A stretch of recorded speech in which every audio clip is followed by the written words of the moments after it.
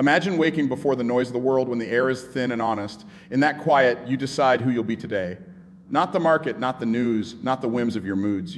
Ancient wisdom teaches that self-control is not a cage, but a key. It opens the gates to peace, to purpose, and to power under guidance. If you will govern the little kingdom within, your thoughts, words, and actions, the storms beyond you lose their tyranny. Today, I offer 5 truths to carry like stones in your pocket, warm with use, ready whenever your heart begins to race or your temper starts to flare. To master what is yours to command and surrender what is not is to step into the deepest freedom a human can know.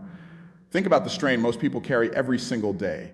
They wake up already bent beneath the weight of things they cannot bend, what others think of them, how the economy moves, whether the skies will smile or storm. They spend hours rehearsing conversations they'll never have, worrying over decisions already made, or clutching at outcomes no hand could ever hold. In the end, their energy is wasted like water poured into sand. Yet there is another way, a way that feels like stepping out of chains. You draw a line between what is yours to rule and what belongs to the vastness beyond you. What is truly yours, your thoughts, your choices, your words, your actions.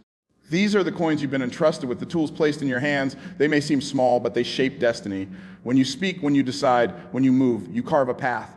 No other person, no shifting season, no towering power can take these from you. You can be insulted, but no one can make you insult in return. You can be wronged, but no one can force you to act without honor. You can be stripped of possessions, yet your courage remains your own. The ancients knew if you master this inner dominion, you are wealthier than kings. What is not yours? The turnings of other people's hearts, the tides of fortune, the passing shadows of circumstance. You cannot command them no matter how tightly you grip. If you attempt to control these, frustration becomes your daily bread. The wise soul instead loosens their hands. To release what you cannot own is not weakness. It is strength. It is standing in a storm and saying, the wind may blow, but my feet know where they stand. When you surrender these external matters, the noise of the world softens. You hear the steady voice within guiding you where your authority truly lies. To practice this truth, begin each day with a simple act. Make 2 lists in your mind. One list is mind to command. Place on it your effort, your response, your patience, your diligence, your kindness. The other list is not mind to command. Place on it the approval of others, the speed of results, the behavior of neighbors, the role of chance. Then promise yourself to spend your energy only on the first list. When a coworker glares, remind yourself their mood is not mine to command, but my calm reply is. When plans collapse, remember, the timing is not mine to command, but my faithfulness to keep going is. This discipline brings a serenity that baffles those still wrestling the air. Most people are enslaved not by chains on their wrists, but by illusions in their minds. They believe control lies in possession, influence, domination. They think, if only I could make them see, make them do, make this happen. Yet even when they get what they crave, they remain restless because tomorrow always brings something else they cannot capture. But the one who accepts limits and reigns only where reign is possible walks light unburdened. Their peace is not a fragile bubble that bursts at every touch. It is a fortress built on rock. Mastery, then, is not about conquering others, but about conquering yourself. It is a sacred stewardship of what has been entrusted to you. And the paradox is this: when you stop chasing control where it doesn't belong, your influence begins to grow. Others trust you because you are steady. Circumstances may rage, but you do not. You become an anchor in waters where most are tossed. This is the first Stoic truth. And if you live it, you already stand ahead of the multitude, because while 99% fight battles they cannot win, you will quietly win the only one that ever mattered. To rule your inner speech is to rule the atmosphere of your own soul. Every thought you entertain, every silent phrase you repeat, every word you whisper to yourself in secret is a seed sown into the soil of your heart. And just as seeds hidden beneath the earth eventually push through and bear fruit, so too does your inner speech break forth into action, shaping your decisions, your moods, and even the way others experience you. Most people imagine their words are powerless until spoken aloud, but in truth, the most powerful words you ever hear are the ones you repeat silently in your mind 1,000 times a day. If you tell yourself, I am weak, I can't handle this, the world is against me, then your spirit bends under the weight of that story. You begin to notice only what confirms the lie, and your behavior follows the path you laid out in thought. But if you choose, I am strong enough to respond with wisdom, I will not be mastered by anger, I will choose what is noble, then your inner world begins to align with truth and light. Your steps become steadier because your mind has built a firm road ahead. The difference between those who live in chaos and those who live in peace is often nothing more than the dialogue happening unseen within. Imagine your heart as a garden. Your inner words are the seeds you scatter. If you allow bitterness, fear, and complaint to fall daily, your garden will grow thorns, and you will live among them, wounded by what your own hands planted. But if you scatter seeds of patience, courage, and blessing, then your garden will grow into a refuge not only for you, but for others who walk into your presence. This is why guarding your inner speech is sacred work. It is not only for your own good, but for the good of everyone connected to you. Guarding does not mean ignoring reality or pretending pain does not exist. It means choosing the story you tell yourself about reality. When difficulty strikes, one person says, "This is the end of me," while another says, "This is the making of me." The event is the same, but the inner narration changes the outcome. By choosing words that strengthen rather than weaken, you transform obstacles into teachers and trials into training. The external world may be harsh, but your inner words create a climate of resilience. One practical way to master inner speech is through the pause. Before reacting to an offense or challenge, pause and ask, what am I telling myself right now? That simple moment of awareness interrupts the spiral of destructive thought. In that pause, you can choose a new sentence, a new seed. This is a test, not a curse. I will not let anger drive me. I will respond in a way I can respect tomorrow. Slowly, the pause becomes habit, and your inner words shift from being wild and reactive to being cultivated and intentional. It is said that death and life are in the power of the tongue, but the tongue takes its orders from the inner voice. You cannot consistently speak kindness to others if your inner world is filled with cruelty toward yourself. You cannot uplift those around you if your mind constantly rehearses despair. Mastery of speech begins within. Train yourself to bless even in thought. When envy rises, bless the success of others. When fear whispers, bless the future with trust. When anger burns, bless the moment with patience. Blessing plants a seed, and over time, your entire being becomes a garden of strength and peace. Those who fail to rule their inner speech live as prisoners of their own mind. Those who master it become rulers of themselves, free in ways that cannot be shaken by circumstance. And when you stand before others, your words will carry unusual weight, not because of eloquence, but because they are the overflow of a heart trained to speak truth within. This is why ruling your inner speech is not optional for those who seek greatness. It is the foundation of every other discipline. Without it, even noble intentions collapse under the strain of negative self-talk. With it, you gain an authority that radiates far beyond words. And when others wonder why your peace seems unbreakable, the secret will be simple. You ruled the story within before the storm without could ever touch you. To train the will through small, daily disciplines is to prepare your soul for battles before they arrive. Most people imagine that strength of will appears in great moments, when temptation strikes hard or when crisis comes crashing down. They think they will suddenly find the power to say no to destructive desires or yes to difficult duties. But the truth is, the will does not grow in moments of emergency. It grows in the quiet, ordinary choices of daily life, just as a warrior sharpens his sword long before the battle. So you must train your will in advance through deliberate practice. Your will is like a muscle. Left unused, it weakens. Pushed in small, steady ways, it grows stronger. If you cannot command yourself to rise when the alarm rings, how will you command yourself to stand when fear shouts? If you cannot resist the pull of small indulgences, how will you resist when great temptations come? The daily disciplines are not about punishing yourself or stripping joy from life. They are about creating readiness. They are rehearsals for the hour of testing. Think of simple acts: taking the stairs instead of the elevator, choosing water instead of the sweetened drink, turning your phone face down when you feel the itch to scroll, finishing the task you disliked before, rewarding yourself. Keeping silence instead of joining gossip, stepping into the cold morning air for a walk instead of rolling over in comfort. These are not grand gestures. They are little victories, and each one whispers to your will, I am in charge. With repetition, these whispers become a chorus of strength. You begin to trust yourself. You learn that discomfort does not destroy you. You learn that desire does not own you. The beauty of discipline is not in the act itself, but in the transformation it brings. When you choose the harder right over the easier wrong, something sacred happens inside you. You align your actions with your higher self rather than your lower impulses. Each choice builds a brick in the foundation of character, and when storms rage, you find yourself standing on solid ground. People will look at you and wonder how you resist what they cannot, how you remain calm where they crumble. They will not see the countless small choices you made in private, but those hidden disciplines will shine through you like light through stained glass. Training the will also reshapes how you view freedom.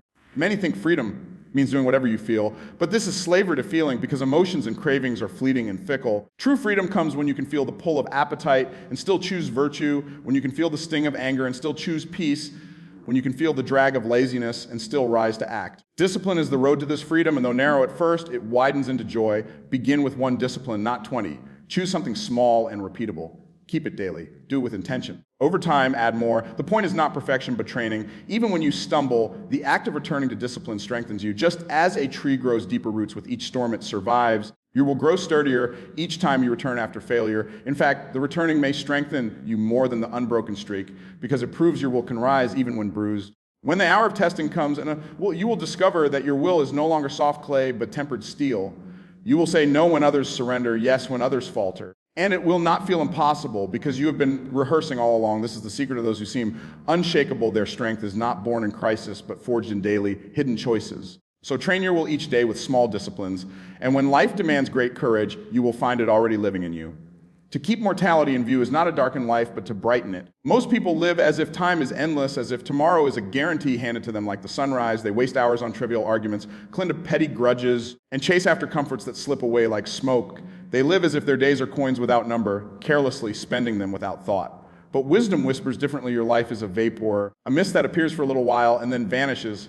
To remember this truth is not to be morbid, it is to be awake, for when you keep mortality in view, every moment becomes more precious, every choice more weighty, and every breath more sacred. Think of how you would act if you knew today was your last.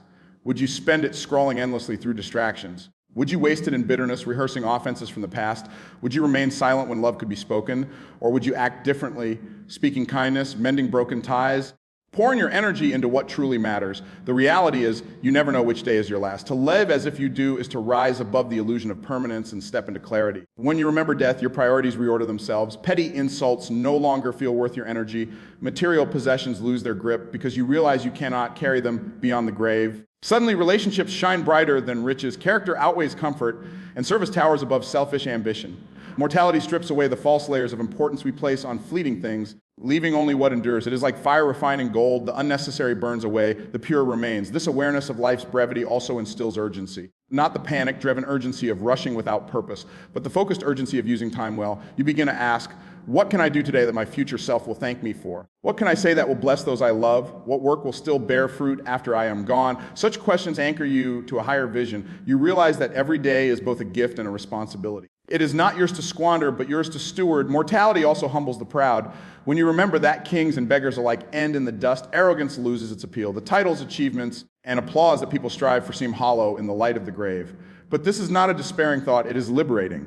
For if death levels us all, then the only thing that matters is how faithfully we lived, how deeply we loved, and how much we gave. Power and pride fade, but goodness endures in memory, and legacy carries forward in lives touched.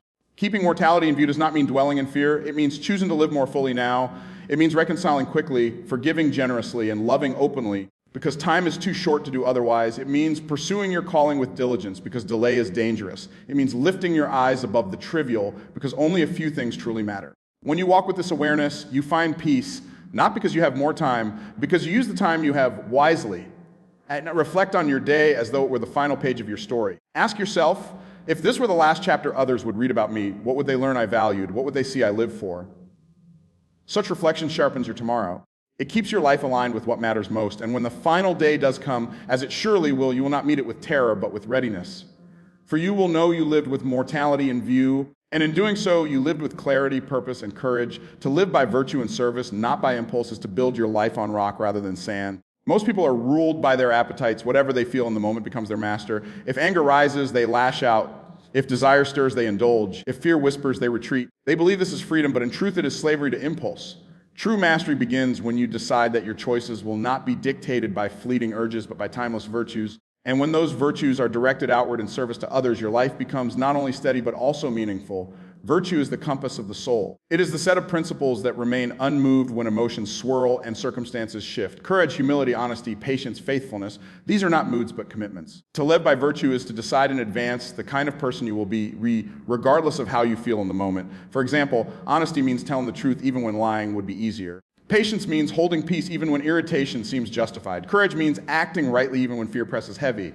Each virtue is a guardrail that keeps you on the path of integrity, even when the road grows difficult. But virtue does not stand alone. It finds its fullest expression in service. A life lived only for the self, even if disciplined, grows narrow and empty. Service lifts the gaze outward. It asks, how can my strength shelter someone weaker? How can my wisdom guide someone lost? How can my time, my resources, my energy is the burdens of another? Service transforms discipline from self-mastery into world blessing. It takes the virtues you cultivate within and turns them into fruits others can taste. Living by virtue and service is not glamorous in the beginning. It often requires choosing what feels small and unseen, helping when no one is watching, speaking truth when no one applauds, sacrificing comfort when no one thanks you. Yet over time, these hidden acts become the very substance of greatness. They build a reputation of trust, a presence of peace, and a legacy of goodness.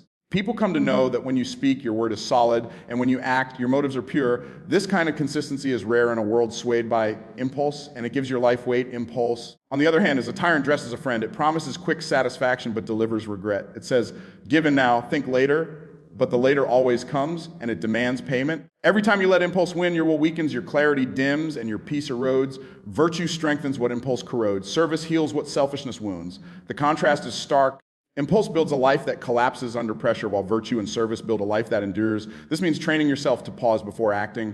When you feel the tug of impulse, anger, lust, greed, laziness, ask, what does virtue require of me in this moment? How can I turn this situation into an act of service? That simple shift reorients you from self-centered reaction to purpose-driven action. Over time, it becomes instinctive. You no longer need to wrestle each time because you have trained your soul to choose virtue first. The measure of your life will not be how often you followed your impulses, but how faithfully you live by principle and how much good you brought into the lives of others. To live by virtue and service is to live with dignity, to leave behind a fragrance of goodness that lingers even after you are gone. It is to walk through life not as a slave to passing moods, but as a steward of eternal values. And when you live this way, people will not just remember what you did, they will remember how you made them feel, and that memory will be the truest proof that you mastered yourself by living beyond yourself. To build sacred routines that anchor your day is to weave order into the fabric of your life, a rhythm that steadies you when the world grows restless. Without routines, life becomes reactive. You wake late, rush to catch up, and allow events to dictate your mood. You become like a leaf carried by the wind, tossed here and there by circumstance and emotion. But with sacred routines, you claim the morning before the noise, you sanctify the day with intention, and you close the evening with reflection. Routines are not chains that bind you. They are roots that hold you firm when storms try to uproot your peace. The power of a routine lies not in its grandeur, but in its constancy. Small, repeated acts carry enormous strength. A sacred morning might begin with silence, allowing your soul to wake before your body runs. Just a few minutes of stillness, breathing deeply, reminding yourself of what truly matters, is enough to shift the tone of an entire day. Add a moment of gratitude, naming the blessings that already surround you. Gratitude waters the soil of the heart and makes it fertile for patience and joy. Then declare your intention. Today I will command what is mine to command. Today I will serve. Today I will walk in peace. These words spoken at dawn act like arrows shot into the hours ahead, guiding your steps before you take them. Sacred routines do not end with the morning. Midday, when the weight of task presses heavy, a brief pause to reset your posture and quiet your mind can transform weariness into strength. It might be as simple as stepping outside for a breath of fresh air, drinking water slowly, or whispering a short prayer for clarity. These anchors remind you that you are not merely rushing through tasks, but walking with purpose. They bring you back to center when the world tugs at every direction. And then comes the evening. Here lies one of the most neglected but powerful routines: reflection. Before sleep, review your day with honesty but without condemnation. Ask yourself, where did I live with discipline? Where did I falter? What lesson is hidden in today that I must carry into tomorrow? Such reflection is a lamp that lights your path forward. Pair it with forgiveness, both for yourself and for others, so you do not carry today's burdens into tomorrow. Finally, end with gratitude once again, for gratitude is a shield that guards your sleep with peace. Sacred routines are not rigid formulas, but living patterns that evolve with you. For some, they may include reading wisdom, writing in a journal, exercising the body, or serving in small ways. For others, they may be woven around family rituals, shared meals, or walks in nature.